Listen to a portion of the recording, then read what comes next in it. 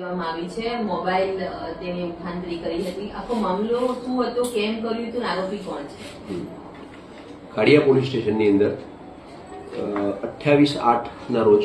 એક ફરિયાદ મળી હતી. ફરિયાદી એમેઝોન કંપની તરફથી હતા અને શશિભૂષણ એમની એવી ફરિયાદ હતી કે સર અમારો 14/7ના રોજ જે મુદ્દામાલ અમદાવાદમાં ડિસ્પેચ કરવાનો હતો, જેની અંદર 164 જેટલા મોબાઈલ અને 42 જેટલા અન્ય પાર્સલ હતા, એ તમામે તમામ પાર્સલ કોઈ ઈસમ દ્વારા તપણજી કરેલી છે અને એમણે શકમંદ તરીકે એમના જે ડિલિવરી બોય હતા, જેનું નામ આપેલું મોહમ્મદ શબ્બાર નાસિક મંસૂરી,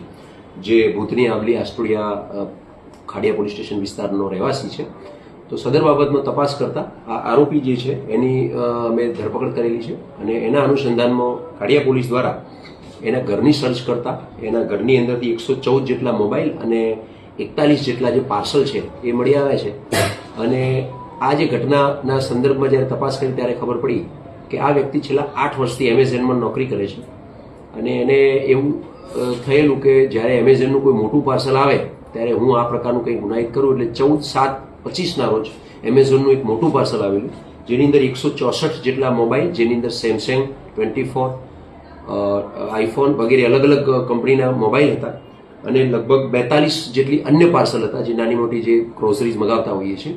તો આ તમામે તમામ પાર્સલનું જ્યારે ડિલિવરી બોય તરીકે જ્યારે આને આપવામાં આવ્યું ત્યારે એણે પોતે આ પોતાની રીતે છુપાવી દીધેલું અને એમાંથી કેટલોક મુદ્દામાલ